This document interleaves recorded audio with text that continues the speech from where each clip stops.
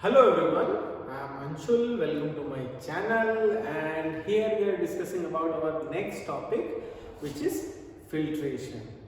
So आज हम एक नया मॉड्यूल चालू कर रहे हैं जिसका नाम है फिल्ट्रेशन। फिल्ट्रेशन का मतलब होता है छानना, छन्नी करना, जो है आपका सीधा सीधा से कहलाता है फिल्ट्रेशन। मीन्स किसी लिक्विड और सॉलिड के मिक्सचर से सॉलिड पार्टिकल्स को अलग करना और लिक्विड सब्सटेंस को अलग करना ही कहलाता है आपका क्या, फिल्ट्रेशन।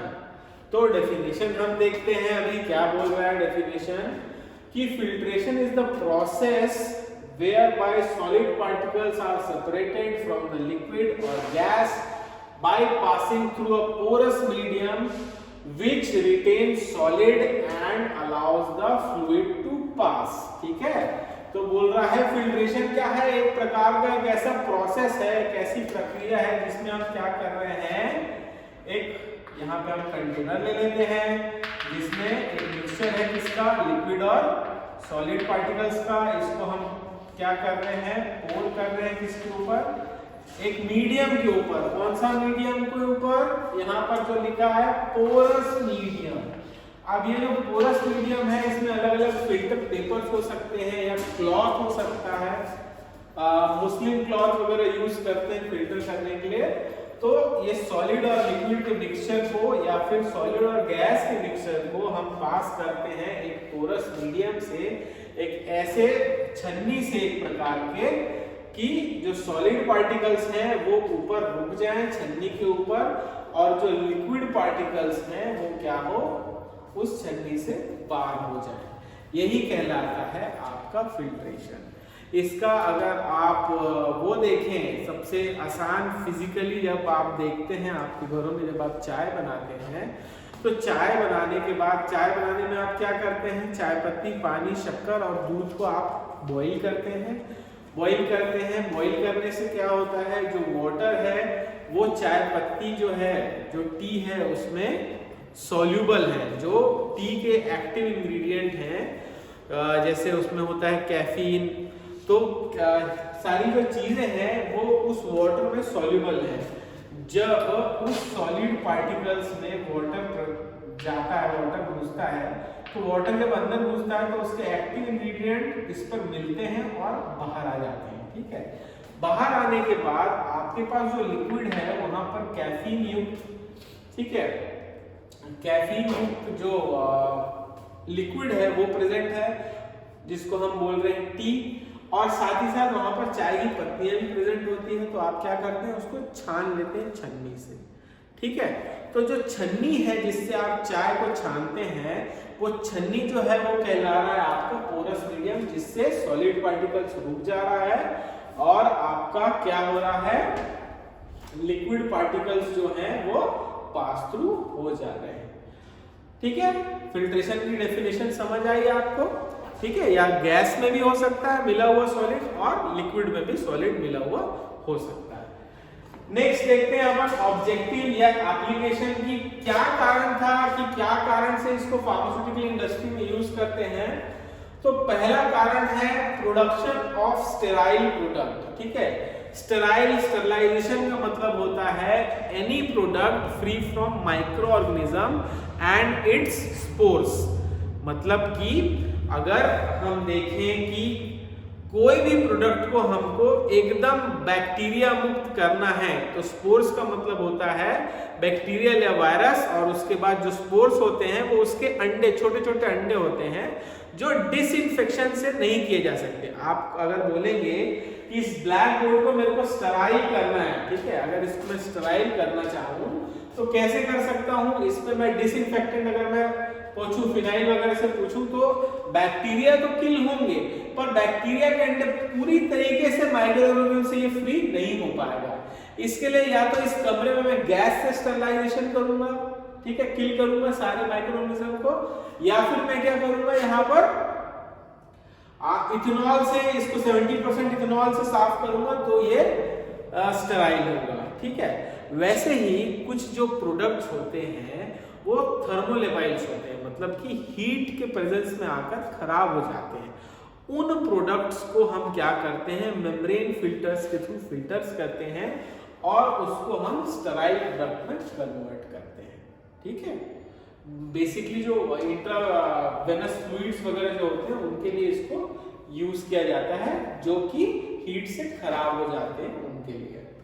नेक्स्ट है production of liquid doses form. ठीक है, अब देखिए आप जैसे कफ सिरप बनते हैं, फॉर्मुलेशन बनते हैं, जिसमें हम क्या करते हैं, एक्सट्रैक्शन परफॉर्म करते हैं। एक्सट्रैक्शन क्या होता है कि किसी भी ड्रग के एक्टिव इंग्रेडिएंट को उस सॉल्वेंट में मिलाकर बाहर निकालना। ठीक है, तो मैंने जैसे यहाँ पर चाय का एग्जांपल दिया, यहाँ पर अगर आप कोई आयुर्वेदिक फॉर्मुलेशन देखें, कोई कफ सिरप देखें, कोई जिसमें मुलेठी वगैरह में यूज किया गया है या और अदर इंग्रेडिएंट यूज किए गए हैं, तो उसके जैसे हमने पढ़ा था साइज रिडक्शन में सबसे पहले ड्रग के हम क्या छोटे टुकड़े करते हैं, साइज कम करते हैं। क्यों? क्योंकि सॉल्वेंट का पेनिट्रेशन साइज कम में जल्दी और आसानी से होता है। ठीक है, तो पेनिट्रेशन अच्छा होगा, पेनिट्रेशन अच्छा होने के कारण क्या होगा, वहां पर अच्छे से सॉल्वेंट अंदर घुसेगा और चीजें बाहर आ जाएंगी। तो लिक्विड डोजेज फॉर्म बनाने के लिए हम किसका उपयोग करते हैं, फिल्ट्रेशन प्रोसेस का उपयोग करते हैं। उसके बाद है इन वेस्ट वाटर ट्रीटमेंट। ठीक है, आप अगर छन्नी का एग्जांपल देखें तो आपके बॉडी में भी एक छन्नी उपलब्ध है, जो कि 2 है। तो वो छन्नी है आपकी क्या, किडनी। ठीक है, तो जो किडनीज हैं आपकी, वो क्या करते हैं, आपके ब्लड्स को या छानने का काम करती है। तो आप देखेंगे जो आप एनाटॉमी पढ़े होंगे तो वहां पर क्या होता है कि बहुत सारा लिक्विड और आयंस जो है बाहर निकलते हैं, और उसके बाद आप देखेंगे कि यूनिट ऑफ किडनी में जो आपका नेफ्रॉन होता है, नेफ्रॉन से कुछ सोडियम आयंस और पोटेशियम आयंस, क्लोराइड आयंस जो वापस आते हैं। जो 3 पार्ट आपने पढ़ा होगा, एक होता है ग्लोमेरुलर फिल्ट्रेशन, फिर ट्यूबुलर सिक्रीशन और ट्यूबुलर रीअब्जॉर्प्शन। तो जो रीअब्जॉर्प्शन वाला पार्ट है उसमें क्या होता है, जो वेस्ट मटेरियल से जो काम कर के लायक होते हैं उनको वापस छाना जाता है बॉडी के अंदर। वैसे ही जब वेस्ट वाटर होता है तो उस वेस्ट वाटर को हम यूज करें, उसके अंदर जो आयंस वगैरह प्रेजेंट हैं उन आयंस को हम क्या करें, फिर से यूज कर सकें, फिर से हम उस वाटर को रीयूज कर सकें। उसके लिए जो ट्रीटमेंट होता है उसको बोलते हैं वेस्ट वाटर ट्रीटमेंट। तो इस वेस्ट वाटर ट्रीटमेंट को ट्रीट करने के लिए, वेस्ट वाटर को ट्रीट करने के लिए भी क्या करते हैं, उसको फिल्टर करते हैं, उसको छानते हैं, उसको शुद्ध करते हैं। ठीक है, उसके बाद देखिए अपन की टू एलिमिनेट द कंटामिनेटेड, क्या लिखा है यहाँ पर, पार्टिकल। ठीक है, अगर किसी प्रोडक्ट में कंटामिनेटेड पार्टिकल्स प्रेजेंट हैं जो उस प्रोडक्ट को खराब कर सकते हैं, तो उस पार्टिकल्स को अलग करना, चेंज कर लेना, ये भी एक प्रकार का आपका फिल्ट्रेशन है। उसके बाद to recover solid particles by eliminating disperse liquid, कि अगर हमको कुछ सॉलिड पार्टिकल्स, पहले वाले में क्या देखा, जो सॉलिड्स थे वो अच्छे नहीं थे, लिक्विड को हमने अलग किया। बेसिकली दोनों को 2 बार बेवकूफ बनाने के लिए ही लिखा है यहाँ पर, लाइन जो है वो सिर्फ बढ़ रही है। पहले वाले में सॉलिड को हटाया और लिक्विड बचाया, और दूसरे वाले में लिक्विड को बचाया और सॉलिड को हटाया। बेसिकली सेपरेशन ही इसका मेन काम होता है, सिर्फ आपको कंटेंट बढ़ाने के लिए चीजें यहाँ पर लिखी हुई हैं। तो और भी कंटेंट्स आप इसमें से बढ़ा सकते हैं, जैसे इम्प्यूरिटीज हटाने के लिए, वाटर की इम्प्यूरिटीज हटाने के लिए भी आप फिल्ट्रेशन का उपयोग कर सकते हैं। ठीक है, समझ में आया? तो ये था आपका इंट्रोडक्शन ऑफ फिल्ट्रेशन और ऑब्जेक्टिव्स ऑफ फिल्ट्रेशन, की फिल्ट्रेशन हम क्यों करते हैं। अब हम देखें कि थ्योरी ऑफ फिल्ट्रेशन क्या कहलाती है। उससे पहले हम देखते हैं, मैंने यहाँ पर एक थोड़ा सा बीकर वगैरह लिया हुआ है, स्टैंड वगैरह नहीं है, तो ये बीकर है जिसमें मैंने वाटर और चॉक डाला हुआ है, आपको एग्जांपल देने के लिए कि यहाँ पर जो चॉक है वो सॉलिड मटेरियल है और जो वाटर है आपका वो सॉल्वेंट है। अब इसको हमको अलग करना है तो क्या करना पड़ेगा, एक मैंने यहाँ पर कोनिकल फ्लास्क किया हुआ है जिसके ऊपर पोरस मीडियम है आपका, पेपर लगाया हुआ है और नीचे यहाँ पर बीकर है। ऐसे फिल्टर नहीं करते, पर यहाँ पे दिखाने के लिए मैंने आपको बताया प्रॉपर स्टैंड होता है, ट्राइपॉड स्टैंड, उसके ऊपर ये लगता है और उसके बाद फिल्टर किया जाता है। तो मैं जैसे ही इसको डालूंगा इसके ऊपर तो ये वाटर फिल्टर हो रहा है ठीक है। सॉलिड पार्टिकल्स, छोटे छोटे पार्टिकल इसमें रहे होंगे, वो भी फिल्टर होंगे, दिख रहा है आपको। पर यहाँ पर जो मीडियम है, पोरस मीडियम है, वो काफी फाइन है, बहुत ज्यादा फाइन है, फिल्टर होने में इसको टाइम लगेगा। तो ये जो सॉलिड पार्टिकल्स हैं उसको ये जो फिल्टर मीडियम है वो रोक देगा, ठीक है। क्लियर है, सबको समझ आ रहा है। यहाँ पे अगर मैं एक सॉलिड को यहाँ से निकाल के डाल दूँ, इसको फिल्टर होने में काफी टाइम लगेगा, तो इस सॉलिड को इसमें अगर मैं डालता हूँ तो सॉलिड का जो पार्टिकल है वो यहीं पे रुक जाएगा और लिक्विड जो है यहाँ से धीरे धीरे नीचे गिरता रहेगा, ठीक है। तो जो सॉलिड यहाँ पर रुका हुआ है उस सॉलिड को हम यहाँ पर बोलते हैं फिल्टर केक, ठीक है।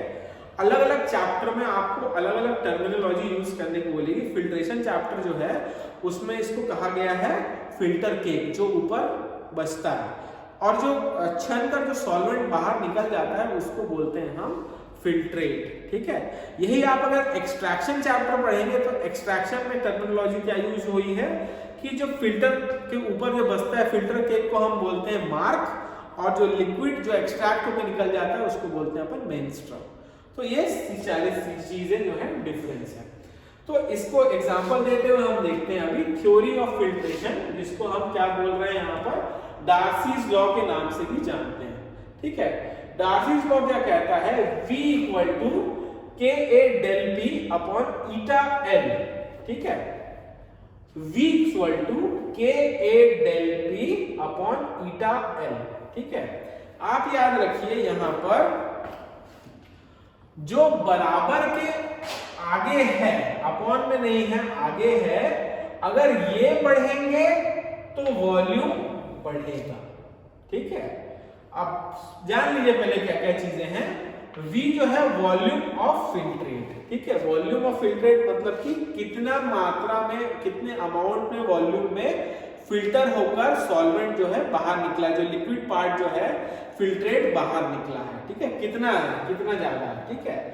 अब उसके बाद K है परमेबिलिटी कोफिशिएंट, ठीक है। K जो है परमेबिलिटी कोफिशिएंट, ठीक है। परमेबिलिटी कोफिशिएंट क्या होगा कि कितना परमिएबल है, कितना आर पार जाने दे सकता है कौन, आपका फिल्टर मीडियम, कितना पोरस है आपका फिल्टर मीडियम, जो कि ये व्हाइट वाला पेपर है। ये अगर इसमें पोर्स बड़े होंगे तो इसका मीडियम ज्यादा होगा, ज्यादा छनेगा, जल्दी छनेगा, ठीक है। पर बड़े पार्टिकल्स ही रुक पाएंगे और छोटे पार्टिकल्स वहीं पर छोटे पार्टिकल्स निकल जाएंगे, बड़े पार्टिकल्स जो है वहां पर रुक जाएंगे, ठीक है। उसके बाद है यहाँ पर एरिया, ए जो है आपका एरिया, यहाँ पर मैं ए लिखना भूल गया हूँ। ए जो है आपका एरिया है, एरिया ऑफ फिल्टर मीडियम, ठीक है। आप अगर देखें, अगर इसकी जगह ये छोटा सा यहाँ पर पेपर लगा है, अगर ये कोनिकल फ्लास्क को बड़ा ले आऊं, ठीक है, अगर मैं कोनिकल फ्लास्क को बड़ा कर दूं तो पेपर भी बड़ा हो जाएगा, ठीक है, फिल्टर मीडियम। अब पेपर बड़ा होगा मान लो, तो पेपर बड़ा होगा तो क्या होगा, एरिया बढ़ जाएगा, तो रेट ऑफ फिल्ट्रेट जो है, जो वॉल्यूम जो है वो बढ़ जाएगा, फास्ट भी होगा और बढ़ भी जाएगा। अगर एरिया बढ़ेगा तो छनने की क्षमता बढ़ जाएगी और जो छना हुआ फिल्ट्रेट है वो ज्यादा हो जाएगा।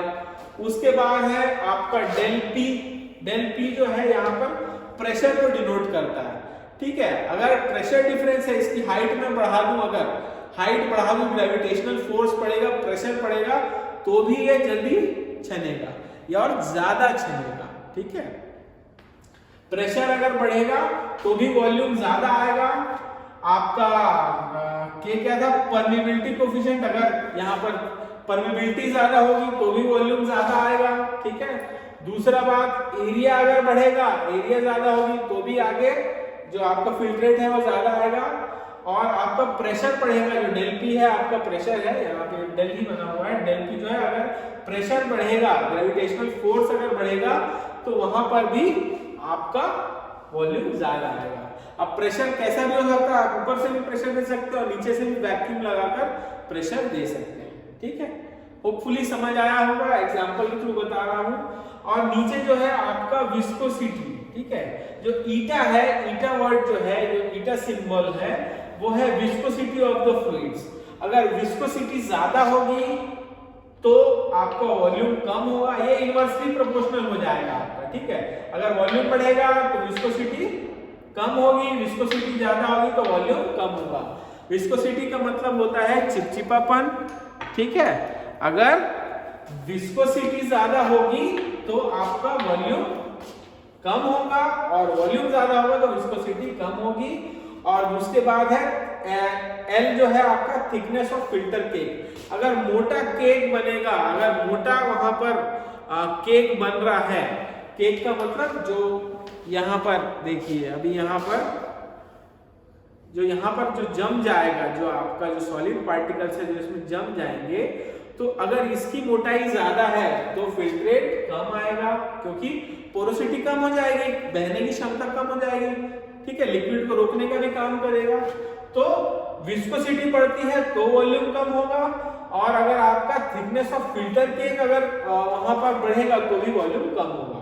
तो याद रखिएगा, समझने के लिए बहुत ही आसान है कि अगर वॉल्यूम बढ़ेगा तब जब आपका डेंसिटी ज्यादा होगा, एरिया ऑफ सरफेस फिल्टर ज्यादा होगा, और आपका परमेबिलिटी कोएफिशिएंट ज्यादा होगा।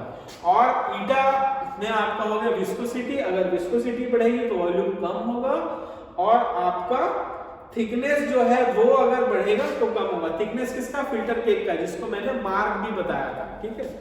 ध्यान से समझिएगा, थोड़ा सा टिपिकल है, पर मैंने जो एग्जांपल दिया उससे आप अगर समझेंगे तो कोई दिक्कत नहीं होगी कि कब कब बढ़ रहा है यहाँ पर वॉल्यूम, कब कब फिल्ट्रेट ज्यादा आएगा, जब क्या होगा, परमेबिलिटी कोएफिशिएंट बड़ा होगा, मतलब आसानी से छन जाए, छेद बड़े बड़े हों और आसानी से छन जाए तो वॉल्यूम ज्यादा आएगा। अगर बड़ा फिल्टर लगा दिए तो वॉल्यूम ज्यादा आएगा। अगर प्रेशर, अगर हाई जगह से, अगर हाई प्रेशर से इसको छाने तो ज्यादा आएगा। साथ ही साथ अगर विस्कोसिटी, अगर ये चिपचिपा पदार्थ है जिसका मतलब विस्कोसिटी ज्यादा है तो भी फिल्टर जल्दी नहीं होगा, टाइम लगेगा, कम फिल्ट्रेट बाहर आएगा। और अगर थिकनेस, अगर केक ये जो ऊपर वाला है इसमें जो जम रहा है छनने के बाद, यहाँ पर जो चीजें जम रही है उसको हम बोल रहे हैं फिल्टर केक, जो सॉलिड पार्टिकल्स जम रहे हैं। अगर एक केक की मोटाई ज्यादा होगी तो भी आपका फिल्ट्रेट जो है, फिल्ट्रेट का वॉल्यूम जो है वो कम आएगा, ठीक है। तो ये चीजें थी आपकी फिल्ट्रेशन और थ्योरी ऑफ फिल्ट्रेशन, और भी आगे हम देखेंगे क्या क्या चीजें हैं, इंपॉर्टेंट है, चालू कीजिए पढ़ना और नोट्स बनाइए। साथ ही साथ कुछ समझ नहीं आने से प्लीज पूछिएगा आप कमेंट्स में, या फिर मुझसे पर्सनली पूछ सकते हैं। So thank you so much.